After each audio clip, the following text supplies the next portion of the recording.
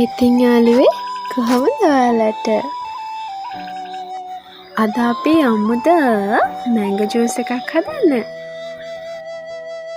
මුලින්ම පළතුරු ටික හොඳට හොදගෙන ඊට පස්සේ අපි ඒ ටික කපා ගන්න ඕනේ.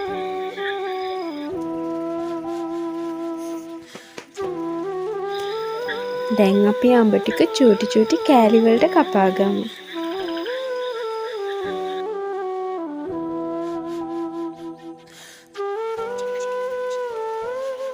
දැන් මේ ටික භාජනයකට දාගෙන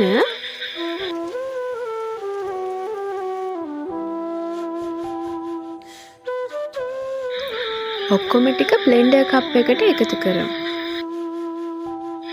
තව ෆ්‍රෙෂ් මිල්ක් ටිකක් ඒක ඔයාලට ඇති පදම එකතු කරගන්න. සීනි ටිකක්. දැන් අපි යමු බ්ලෙන්ඩ් කරන්න.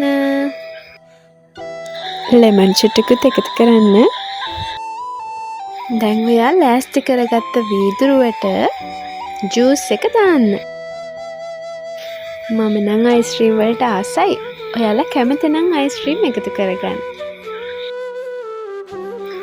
ජූස් එක රෙඩි.